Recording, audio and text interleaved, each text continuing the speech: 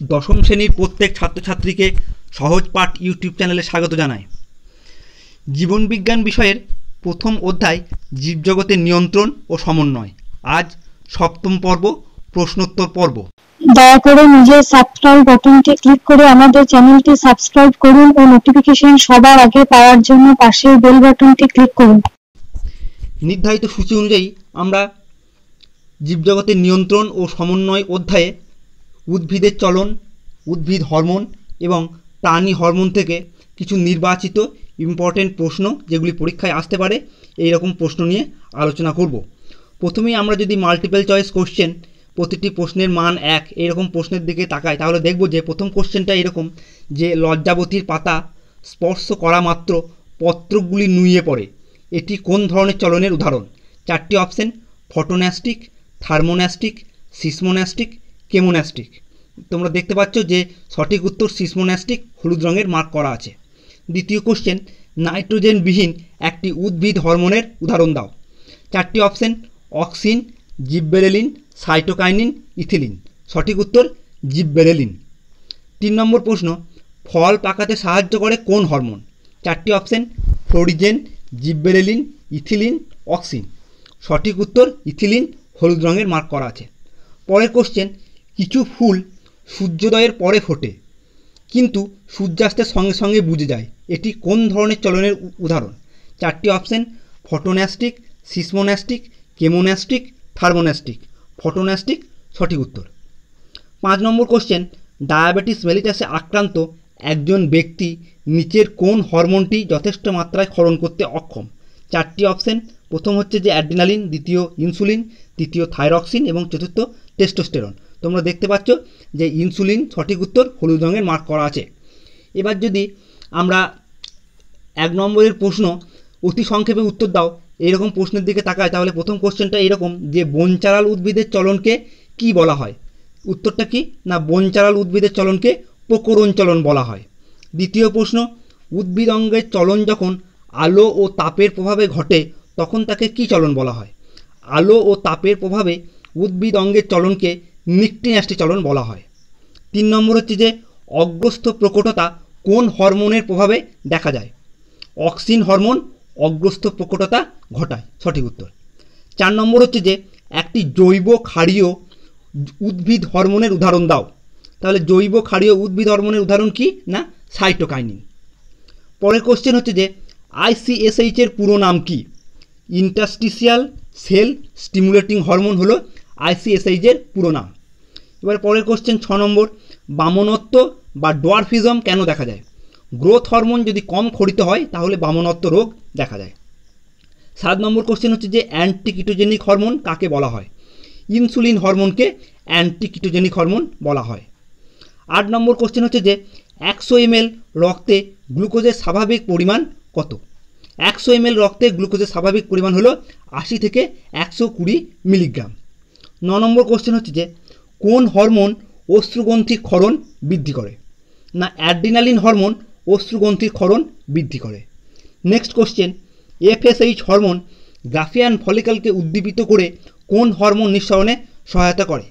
উত্তর কি না, FSH হরমোন গ্রাফিয়ান ফলিকলকে উদ্দীপিত করে ইস্ট্রোজেন হরমোন নিঃসরণে সহায়তা করে।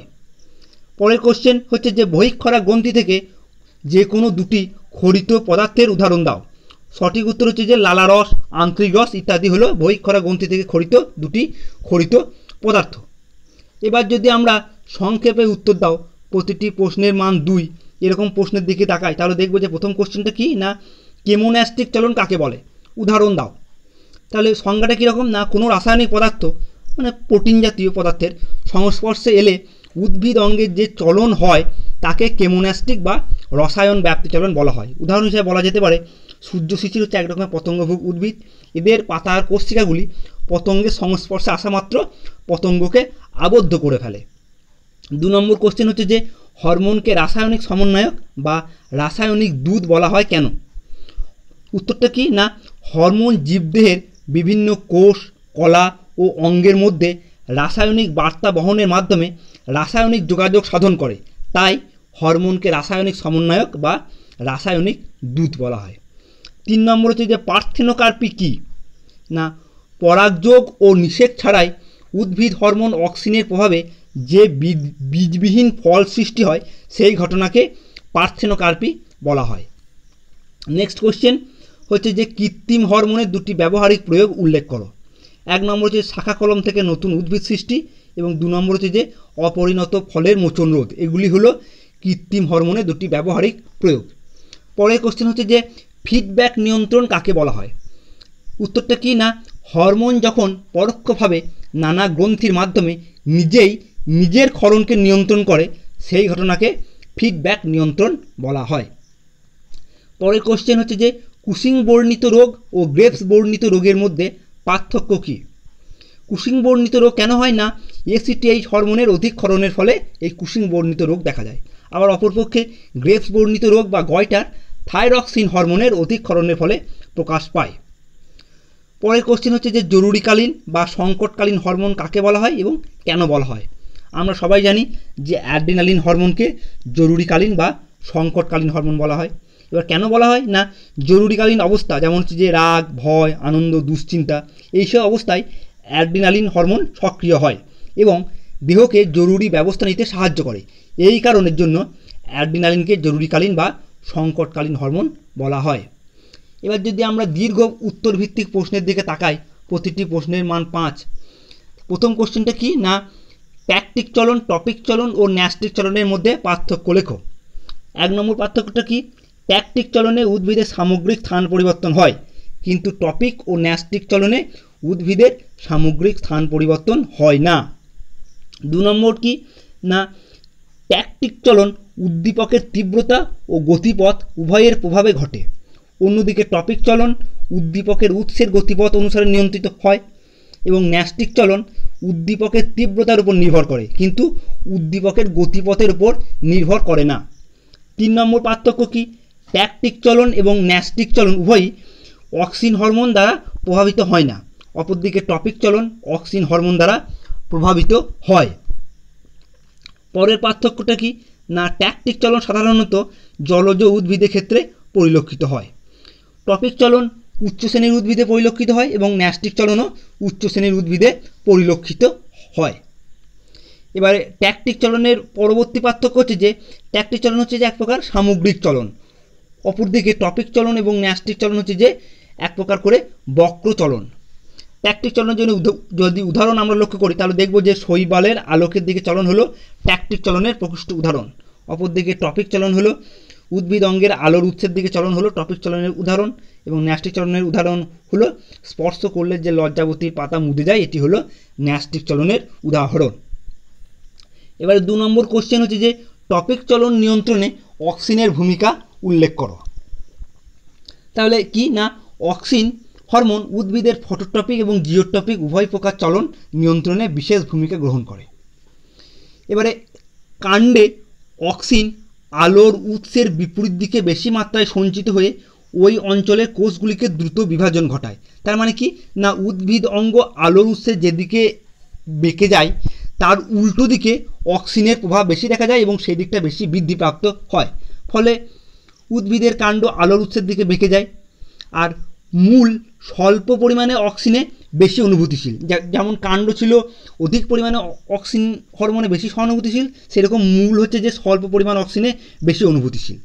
মূলের ক্ষেত্রে আলোর উৎসের দিকে কোষগুলিতে অক্সিনের উপস্থিতি খুব কম, সেই জন্য এই অঞ্চলে কোষ দ্রুত বিভাজিত হয়, ফলে মূল আলোর বিপরীত দিকে বেঁকে যায়। তাহলে কী দাঁড়ালো না অধিক ঘনত্বের অক্সিনে বিটপ বা কাণ্ড অনুভূতিশীল এবং কম ঘনত্বের অক্সিনে মূল অনুভূতিশীল। এবার কাণ্ডের অগ্রভাগে অধিক পরিমাণে অক্সিন এবং মূলের অগ্রভাগে কম পরিমাণে অক্সিন সঞ্চিত থাকে, এটা আমরা জানি। সেই জন্য যথাক্রমে কাণ্ড ও মূলের অগ্রভাগে দ্রুত কোষ বিভাজন ঘটায় এবং এর ফলে কি হয় না বিটপ বা কাণ্ড অভিকর্ষের বিপরীত দিকে এবং মূল অভিকর্ষের অনুকূলে অগ্রসর হয়। তোমরা ছবিতে দেখতে পাচ্ছ অক্সিন এইভাবে উদ্ভিদের জিওটপিক চলনকে নিয়ন্ত্রণ করে। অক্সিনের এই রকম অসমান বন্টনের ফলে, অসমান বন্টনটা কীরকম না মূলে কম অক্সিনের উপস্থিতি এবং কাণ্ডে অধিক পরিমাণ অক্সিনের উপস্থিতি, এই অসমান বন্টনের ফলে উদ্ভিদের টপিক চলন নির্ভর করে। তাহলে এই হলো যে টপিক চলন নিয়ন্ত্রণে অক্সিনের ভূমিকা। এবারে তৃতীয় কোশ্চেন হচ্ছে যে ইনসুলিন হরমোন কিভাবে রক্তে গ্লুকোজের পরিমাণকে নিয়ন্ত্রণ করে।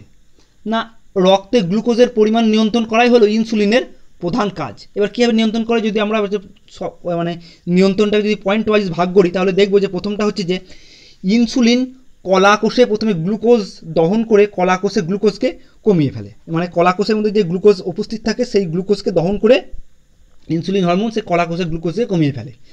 দ্বিতীয় হচ্ছে যে কলাকোষে যদি গ্লুকোজের পরিমাণ কমে যায় এইভাবে, তাও তখন কি হয় না ইনসুলিন হরমোন কোষ পর্দার ভেদ্যতা সৃষ্টি করে রক্ত থেকে কোষে গ্লুকোজ প্রবেশ বৃদ্ধি করাতে সাহায্য করে। তাহলে রক্ত থেকে গ্লুকোজকে কোষে প্রবেশ করতে সাহায্য করে। এবার 3 নম্বর কি না, রক্তের অতিরিক্ত গ্লুকোজ যেটা থাকে সেটা কি করে না যকৃৎ এবং পেশিতে গ্লাইকোজেন রূপে সঞ্চয় করে রক্তে গ্লুকোজের পরিমাণ আর বাড়তে দেয় না। 4 নম্বর পয়েন্ট হচ্ছে যে ইনসুলিন যকৃতে অশর্করা থেকে গ্লুকোজ উৎপাদনে বাধা সৃষ্টি করে, এইভাবেও রক্তে গ্লুকোজের পরিমাণ কমায় ইনসুলিন। এবং ইনসুলিন কিটোন বডি প্রস্তুতিতেও প্রতিবন্ধকতা সৃষ্টি করে রক্তে গ্লুকোজের পরিমাণ নিয়ন্ত্রণ করতে সাহায্য করে। এবার 4 নম্বর কোশ্চেনটা এরকম যে ডায়াবেটিস ইনসিপিডাস রোগের কারণ ও লক্ষণ বা উপসর্গগুলি উল্লেখ করো। আমরা আগেই পড়েছি যে ডায়াবেটিস ইনসিপিডাস রোগের কারণটা কি না পশ্চাৎ পিটুইটারি থেকে যে এডিএইচ হরমোন মানে হচ্ছে যে অ্যান্টি ডাইউরেটিক হরমোন নিঃসৃত হয়, সেই এডিএইচ হরমোন যদি কম নিঃসৃত হয় তাহলেই ডায়াবেটিস ইনসিপিডাস রোগ দেখা যায়। এবার এই রোগের লক্ষণ বা উপসর্গগুলি কী কী? 1 নম্বর হচ্ছে যে এডিএইচের প্রভাবে বিক্রিয় নালিকায় শোষণ ক্ষমতা হ্রাস পায়, ফলে শোষণ ক্ষমতা যখন হ্রাস পাবে তখন অধিক পরিমাণে বারবার মূত্রত্যাগ হবে, এটা হচ্ছে প্রথম লক্ষণ বা উপসর্গ। দ্বিতীয় হচ্ছে যে ঘন ঘন পিপাসা পাবে, এবং তৃতীয় লক্ষণ হচ্ছে যে যতই বারবার মূত্রত্যাগ করুক রোগী কিন্তু মূত্রে শর্করার উপস্থিতি লক্ষ্য করা যাবে না। তাহলে স্টুডেন্ট আজ সপ্তম পর্বে এই পর্যন্তই, আমরা পরের পর্বে অন্য বিষয় নিয়ে আলোচনা করব। ধন্যবাদ। তোমরা দেখতে থাকো তোমাদের প্রিয় ইউটিউব চ্যানেল সহজ পাঠ।